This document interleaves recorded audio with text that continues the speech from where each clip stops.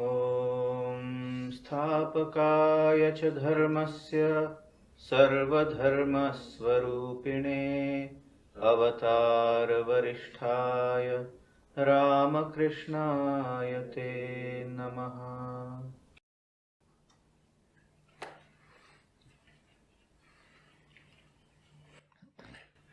Dear friends, welcome back to the study of the Bhagavad Gita, and we were studying the third chapter known as Karma Yoga, and we had covered the study of the 20th shloka. And as because, unfortunately, we had a break of a fortnight, I thought, let me just refresh your memory very quickly so that we can follow the sequence of the thought processes that are being developed by Sri Krishna for our spiritual welfare. What is that? He says, concluding the shloka number 17, probably, Yeah. Shloka number 19. Excuse me. He concludes by saying, Tasmat asakta satatam karyam karma samachara asakta hi asharam purusha karma param apnoti purusha. He has concluded, after building up the concept of how to perform your duties of life without any expectation thereof, and thereby you work out your past karmas by going through the new karmas and going through your experience of good, bad, of indifference, you wipe yourself out clean because you are not creating another karma. Now, let me explain to you, because these are the things which has to be repeatedly understood, because it is such a new world of thinking, it takes a little time for us to absorb and to assimilate. He is saying, asakta satatam karyam karma samachara. Tasmat is to conclude. Therefore, I conclude, like the QED of Euclid's geometry, this is I conclude. What is it? Without any expectation, without any attachment to the results of what I am doing, you continue to perform your duties without any expectation, attachment. Satatam karyam karma. Karyam karma means the duties of your life. We are full of sense of duty. Oh, this is my duty. This is my duty. I must do it. I must do it. There is no escape because I am an enlightened human being. And when, as a child, I did not have a sense of duty, I was told and taught, this is your duty. As a student, as a grown-up adult, and etc., etc., etc. He says, perform your duties without any expectation. Immediately I am within my right to say, sir, it is not possible. Because we know without any motivation, without any incentive, no activity is possible. Activity, you call it duty or whatever you may say, activity is oriented by motivations and incentives, and motivation is nothing else but expectation of achieving a result. So unmotivated activity is a contradiction in terms. It is not possible. Don't talk things which are not commonsensically accepted. That's what we will say. Now listen. This is the trick of the trade. I am motivated. What is my motivation? Let me make myself an example. I am trying to explain to you the secrets of the Bhagavad Gita in this chapter, how to perform your duties of life, which will lead you to ultimate goal, param apnoti purusha, asakta hi acharan karma. By performing your duties without any attachment, purusha param apnoti. A performer achieves the supreme goal. What is that? Manifestation of the potential divinity within you, or if you want to look at the other way around, you will be one with the divine. This is what he says. And immediately I say, sir, asaktaha, without any attachment whatsoever, without any expectation whatsoever, I am not in a position to be active. Unmotivated activation is a contradiction in terms. It is not possible. Now see what Sri Krishna has to say, what the India's spiritual traditional values have to say. What do they say? Who is asking to be demotivated? Who is asking you? You are jumping into a conclusion. I will give you a motivation. What is that motivation? That motivation is not to be motivated by worldly expectations. That is your motivation. Let me repeat again. When Sri Krishna says, please do not get attached to your work, and the attachment is nothing else but expectation of the results that you desire. Don't be a victim of your desires. Perform your duties of life for duty's sake. Now, this word is very common. To perform the duties of life for duty's sake. What does it mean? It means you perform it with correctness, thoroughness, perfection, excellence. You expect nothing. All your attention is concentrate on perfect comfort. Perfect of the work. Perfect performance of your work. Now, he says now, I am explaining to you in a step-by-step manner. First step is, your motivation should be not to be motivated by worldly expectations. It's a negative motivation, not to be attached to the results of your activities. A negative motivation, wouldn't it be better to have a positive motivation? Here the word karma yoga comes in. Karma bhoga is what we are used to. We perform our duties of life. Sometimes we succeed. We are in cloud nine. Sometimes we fail.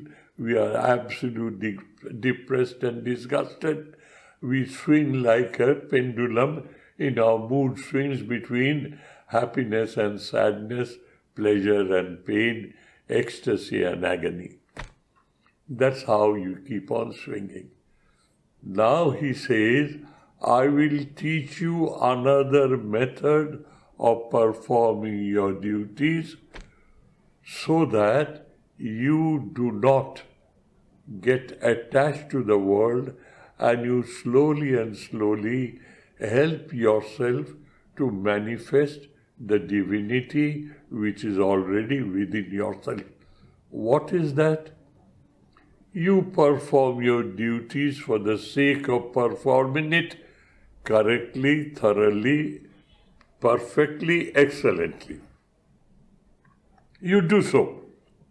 Now, to give it a little spice and salt, to make it enjoyable and tasty, do so tat kurusha mad arpanam. That is, you continue to do your duty as a perfectionist, without any fault, any failure, without any, I would say, holding back, totally dedicated. But I am now converting the concept of performance of duty, that is work, into an offering to the divine worship.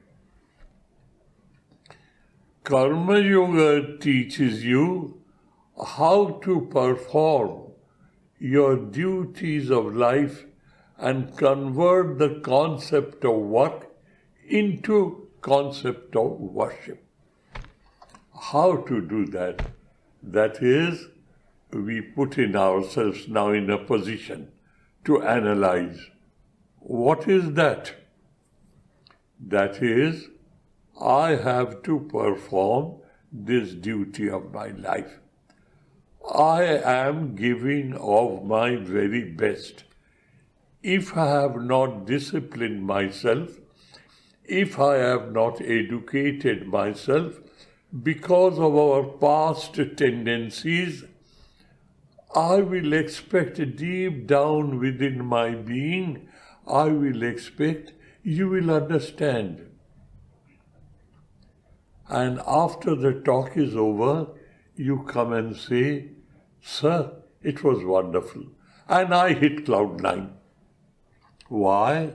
My expectation is being fulfilled, therefore I am in cloud 9. And one of you very honestly and sincerely say, Sir, I appreciate you gave of your very best, but sir, it didn't register. And I, with my wide eye, you didn't understand. And I am sad. All my work has gone down the drain. My expectation is not fulfilled. This is what is happening to me. Now what Karma Yoga teaches you? Yoga means to be in communion with. Karma Yoga teaches you, as a jnani, you know the divine is present everywhere.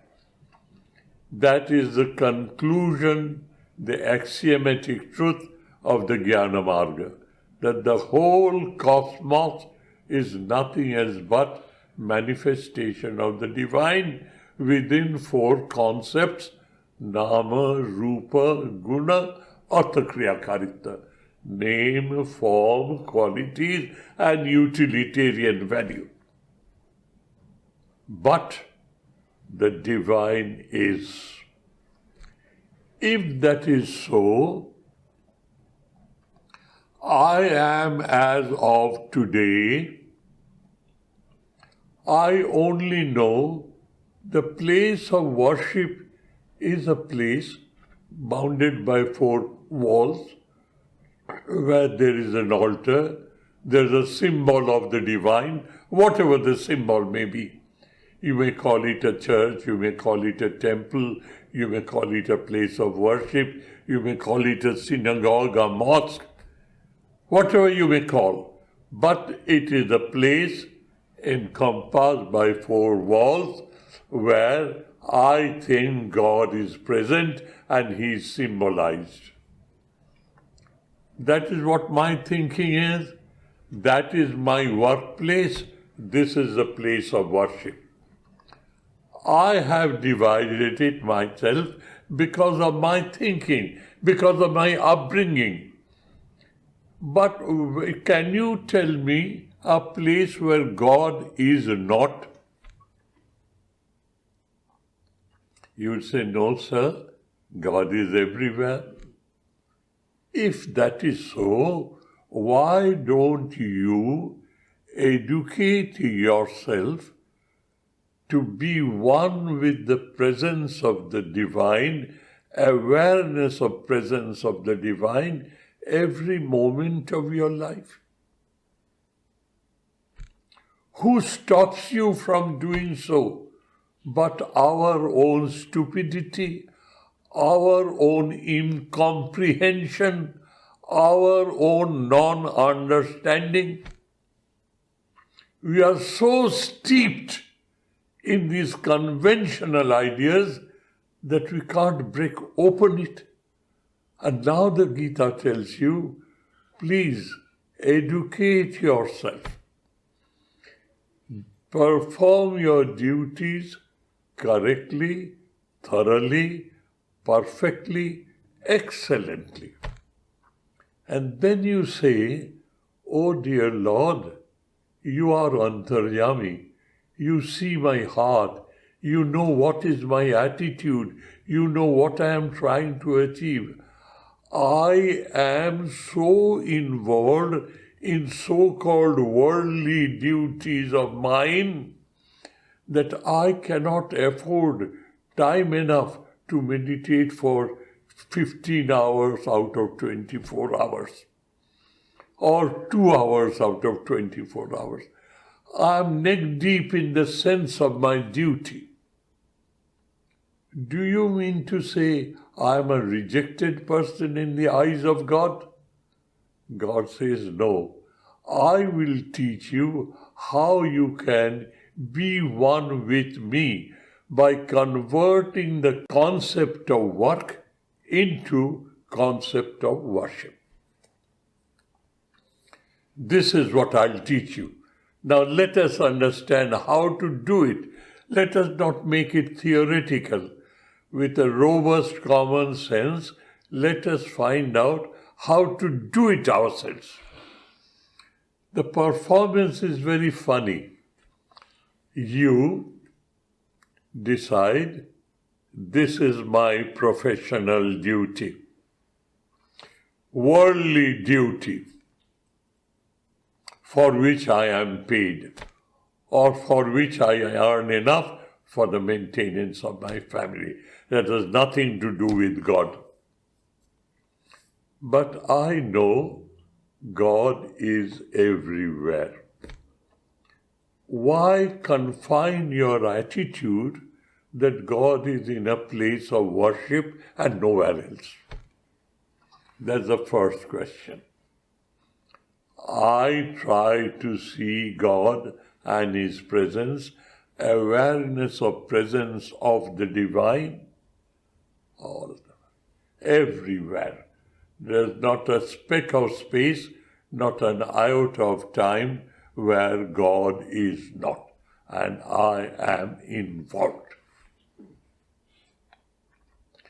I'm involved in my work. Now, what is work? Physical activity, emotional activity, rational activity, and egocentric activity. My ego is everywhere. I am working. That is, I am egocentrically involved in physical activity, emotional activity, rational activity, and egocentric involvement. Egoistic involvement. I am involved. Now, the fifth dimension. These are the 4 dimensions of my work and activity. Fifth dimension is the awareness of presence of God. And I am giving my very best and offering to Him because He is everywhere. I am doing for Him. All that I have done is, in the concept of work, 4-dimensional, physical, emotional, rational, egoistic, I have put in a 5th dimension, awareness of presence of God. And emotionally, I am involved. I am doing it perfectly, thoroughly, correctly, excellently, dear Lord, because I'd like to offer it to you. I don't want to give you shabby things. I must give you the very best that I have. That is what my offering. The very attitude of the 5th dimension interacting with the awareness of presence of God in my life is the 5th dimension, and immediately the concept of work disappears and it becomes worship. So work is here, worship is here. Work and worship. That is what I am today. Work and worship. A conventional ritualistic activity. Slowly and slowly, I convince myself work is worship.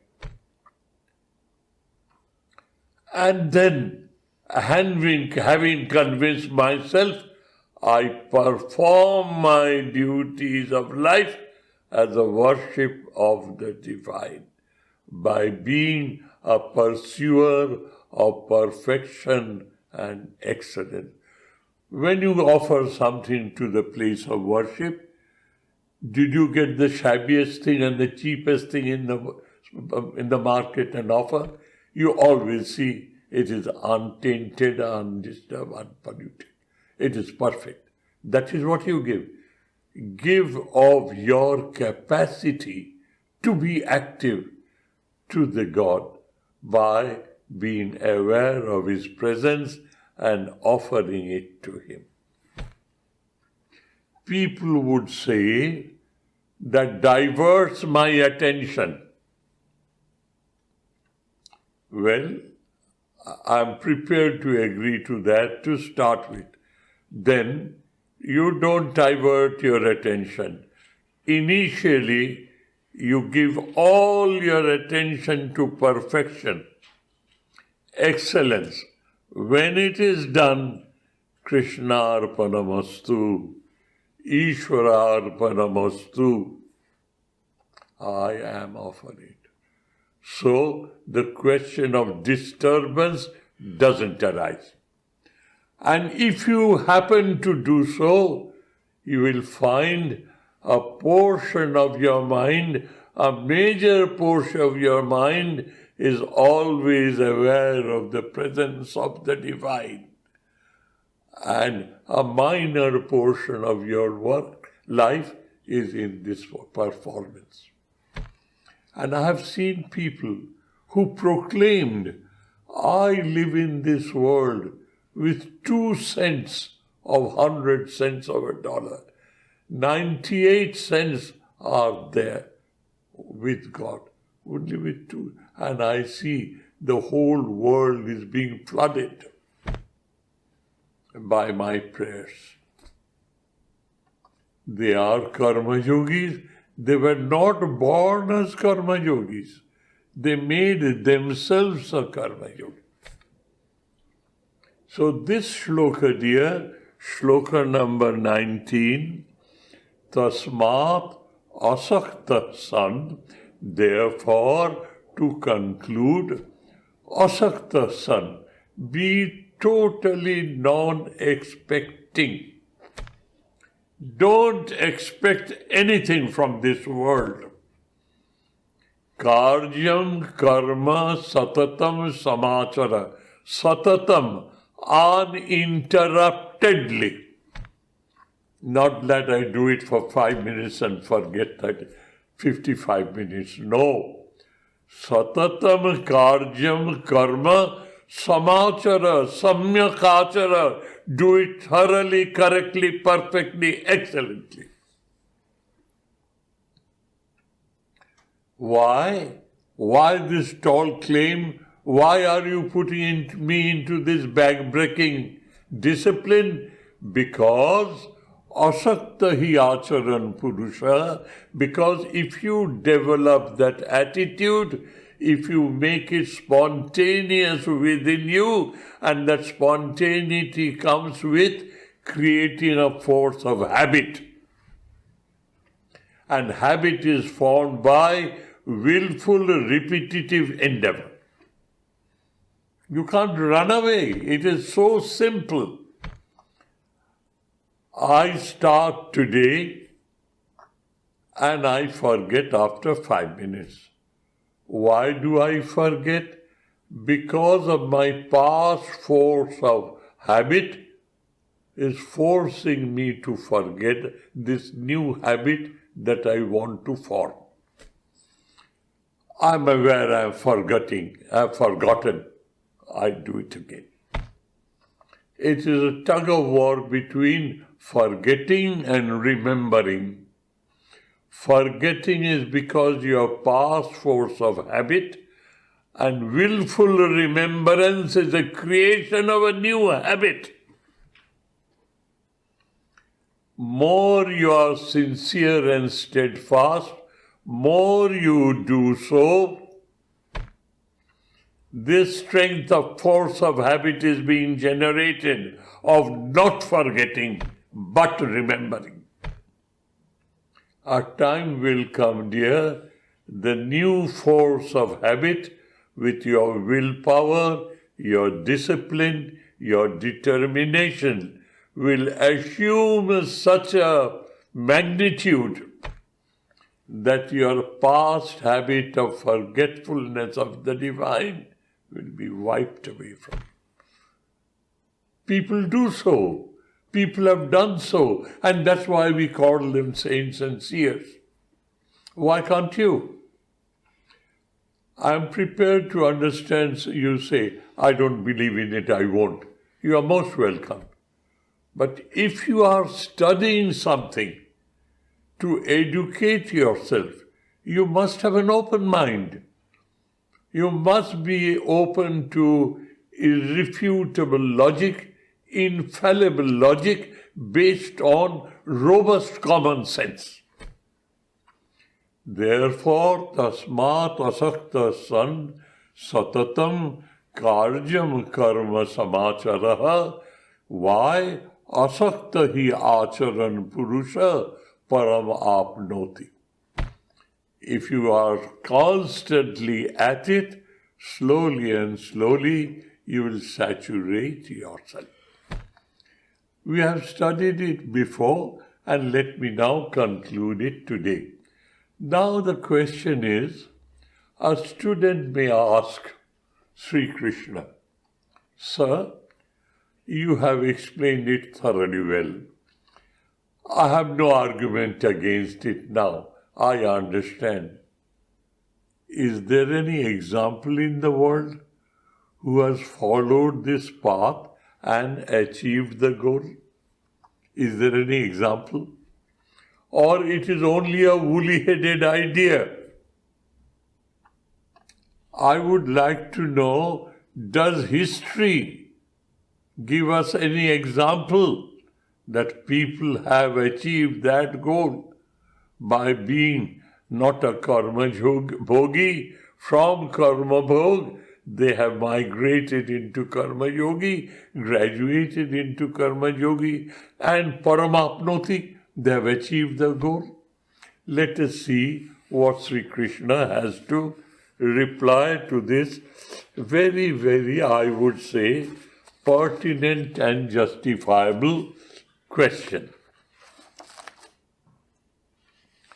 He says, yes, my dear child, Karmana eva hi asthita samsiddhim asthita janaka adaya.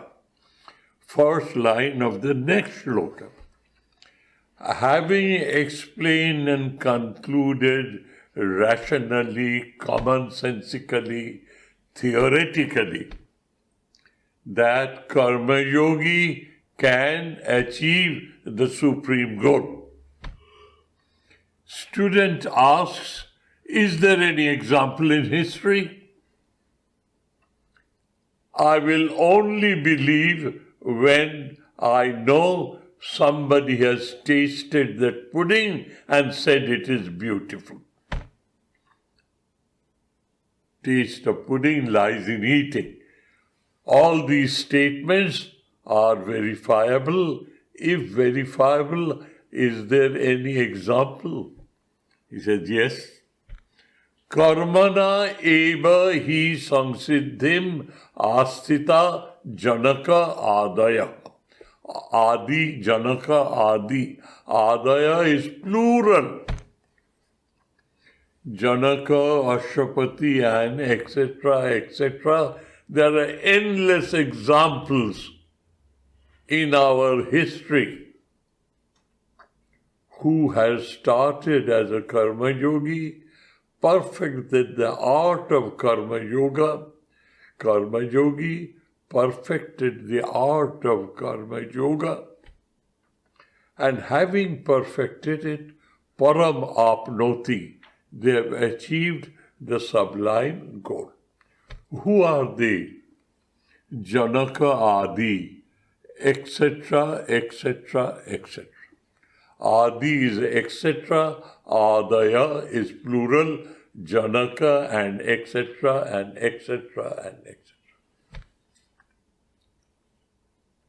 So our history has examples, and they are known as Rajas as well as Rishis. Rajarshi Janaka, Rajarshi Ashwaghosha, Rajarshi Ashwapati.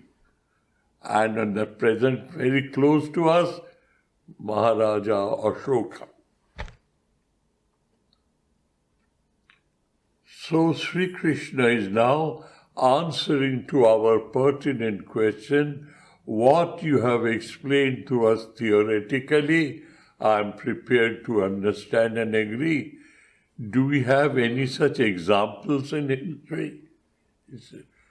Karmana eva hi samsiddhim atita.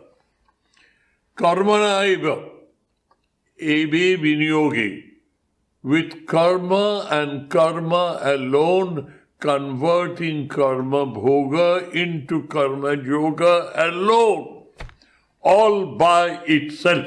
Ebe vinyogi. The word eva is very, very important here.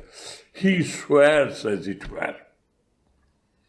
Karmana eva samyak siddhi, total siddhi. What is this total siddhi, dear? Total siddhi, I'll give you by an example. Example from Sri Ramakrishna. Somebody asked Sri Ramakrishna, how far is the ocean from here? From Calcutta, if you walk due south, the ocean, the estuary, Ganga and the Bay of Bengal is 80 miles, known as Hooghly Point, beyond Diamond Harbour. He said, you walk due south, don't stop, and you will reach the ocean. 80 miles of walking is a long walk, and there may be occasions that I may doubt whether I'm in the right track or in the wrong track. So what happens? He asks, how do I know I'm on the right track? So he says, after a while, when you go towards the ocean due south, after a while you will feel unpolluted ozonized sea breeze caressing your face and your body. Know for certain you're on the right track. That conviction, I walk and I feel it. It is Siddhi. What I am being told, I am experiencing. Then I go forward. I hear with my ears the breakers of the ocean, and the sea is breaking on the shore. The waves are breaking on the shore and making a thundering noise. That is another advanced Siddhi. I was told, walk towards the ocean, you will be reaching the ocean, walk south. On the way, these are the experiences that you will have. Samyak Siddhi is when I reach the ocean and play with the ocean water. Samyak Siddhi. So in our spiritual life, when we grow slowly and slowly, and while we are growing, we will be having supporting experience of the journey as predicted by the scriptures or as predicted by your Guru. This is what will happen to you. Samyak Siddhi means the ultimate goal, where you are left with no doubt whatsoever, the ultimate goal. And how did Janaka Adi, Rajarshi Janaka and others reach there? By performing their duties as an emperor, as a karma yogi. Asakta san satatam karjam karma samachara. In the previous sloka. He now follows it up with examples, concrete, tangible. Yes, humans have achieved that goal by this methodology. Thus, he says here, karmana eva hi samsiddhi astita janakadaya loka sangrahami vapi sampasyam kartum arhasi. Why did they do so? They did so to set an example for the aspiring souls. I and you and others, we aspire to be one with God, and we have no other goal but to follow the path of Karma Yoga, because I cannot run away from the duties of my life.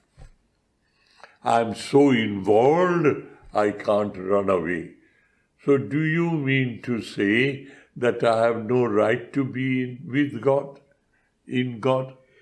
I have no right to be, because I can't perform the ritualistic worship that has been mentioned in the scriptures. Sri Krishna says, no, you can convert your flow of life, all inclusive, your flow of life into a constant emotional, convincing interaction with the awareness of presence of God. And he did it how? Loka sangrahame vapi. To set an example to the people, it is doable, it is attainable, it is achievable, it is performable.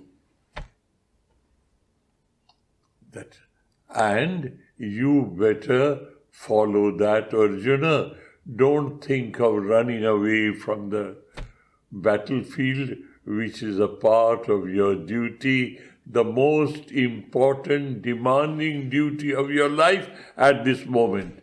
And you are thinking of running away to the hills and dales and think of God. That is not the way. This is the way. You have to perform it in such a manner. So dears, let us move on. The next shloka, he quotes a conventional attitude. What is the conventional attitude? In our worldly life, a teacher, a professor, he knows his trade. Along with it, he knows, oh, here's a professor who is excellent, who is an excellent teacher. He has excelled in the art of teaching. And that person becomes his hero, becomes his ideal. And he wants to be that. It's human. Whether it's in the games, whether it's an academic circle, in any branch of profession, there are someone who are supposed to be the best in the field, best in the profession. And he becomes or she becomes my hero, my ideal. Sri Krishna is now telling Arjuna, through Arjuna to us. What does he say?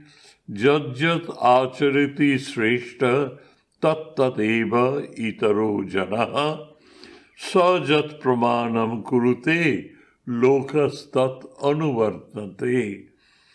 He says, look, I've given you an example A. How does that example work on you? He says, look, there are people, best specimen in their sphere of performance of duty. There are specimens in this world.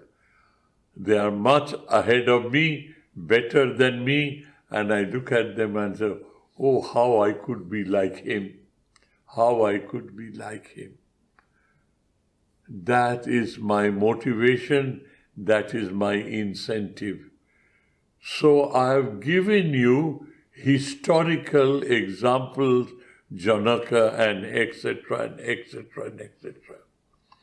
Those examples are there because they have set an example for you to achieve that goal.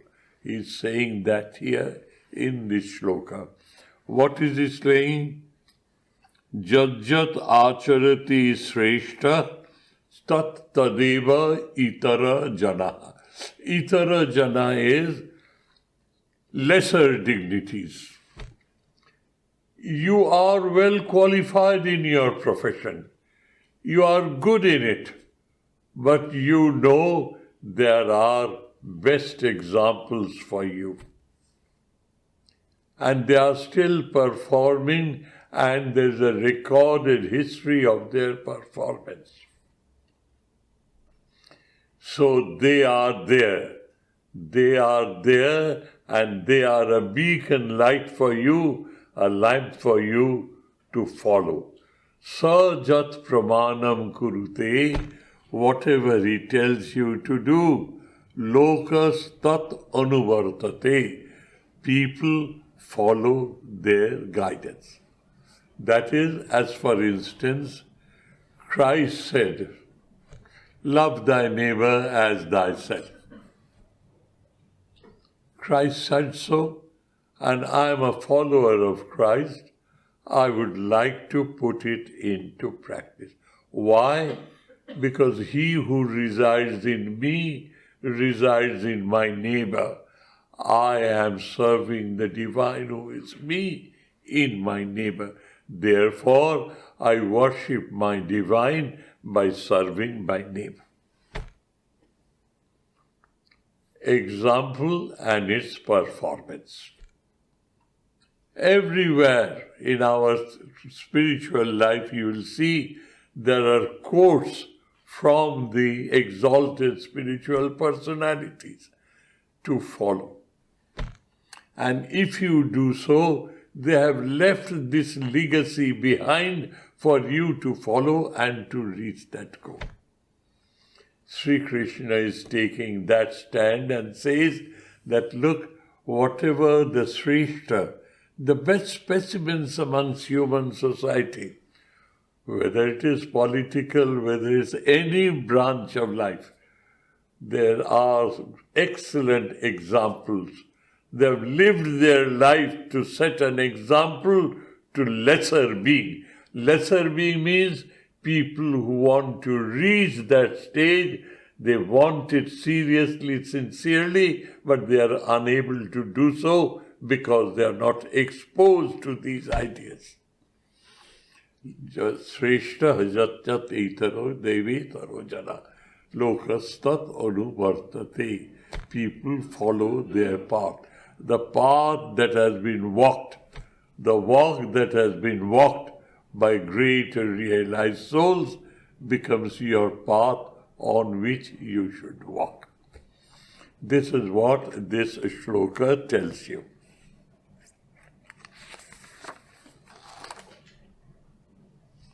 Then he puts himself as an example. Now, before we go to that study, who is Krishna? That is the first thing. Sri Krishna is making an example of himself. So when he is making an example of himself, we must know who he is. To cut a long story short, without going into the detail of the concept of incarnation, the theory of incarnation, Avatarvada, let us only confirm ourselves by saying, it is said, Krishnastu Bhagavan Swayam.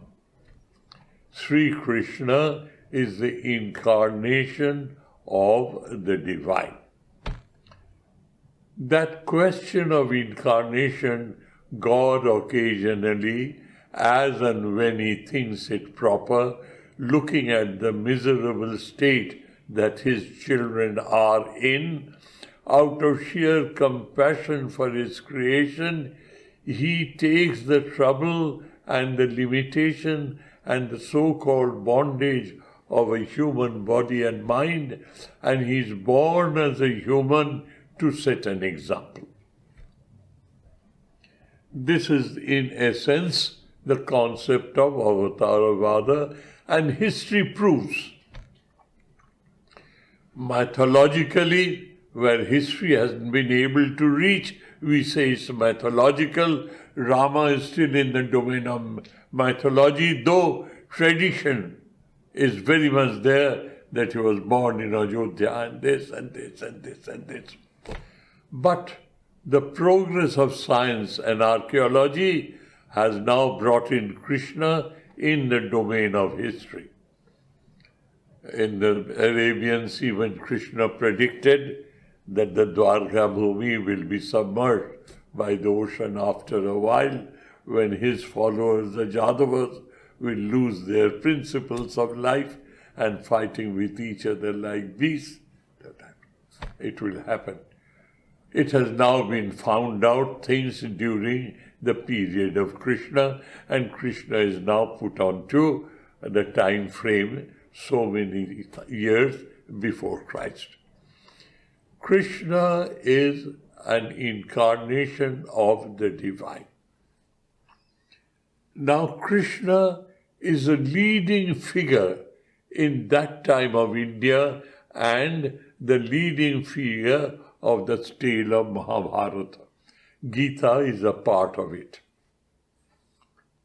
You know about the whole of Mahabharata story, and you know about the role that Krishna played. We find Krishna is supportive of the Pandavas.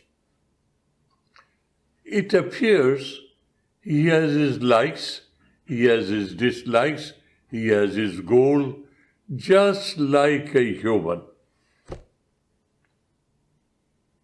When you read the whole of Mahabharata or Krishna Charita or Bhagavatam, there might be certain interpolations here and there, but thoroughly well when you study, you will find he is a person who is a leader of the society at that time, and he is conducting a warfare which is between the evil and the virtuous. And we see he is involved. That very Krishna is now quoting himself as an example of a karma yogi. What is that? He does everything. He appears to do everything like an ordinary human being, with his expectations, with his motivations, with his goal, and the planning and programming of reaching that goal. It appears he is totally involved. There are so many incidents in the Kurukshetra war history where you'll find Krishna is behaving like that. Now, he's asserting his divinity and he's making himself an example. Let us read the shloka properly. Name parthasti kartavyam trishu lokeshu kinchana. He Partha, name asti loke. In this universe, in this world where I happen to live, I have no duties to perform. Duties to perform to reach a goal. Nan bhaptam na avaptam. Which is to be achieved and which is to be rejected. Nothing of that sort. But I continue to perform my duties of life. Avatar Purusha Sri Krishna says, this is what a karma yogi should try to practice. Now, he says so why? Because he is born to salvage the human society from its bondage and its despair and the rise of evil overpowering righteousness. That is why he is born. But he is doing so without any expectation. He is doing, but he is not doing. And I'll give you an example which one of the Swamis who was present, I was not probably born then, an example said by Swami Premanandaji, that doing things, I see he's doing it. But the doer has detached himself so much, he says, I do nothing. The incident is very funny. One day, in our headquarters in Belur, it's a tradition which is still being followed. A group of Swamis and Brahmacharis sit together to peel vegetables, wash them clean, for the food that is to be cooked for Guru Maharaj to be offered in time. And one of the senior Swamis sits there and another Swami reads a portion of the scriptures. And it is pin drop silent, no talking, no speaking, working and listening.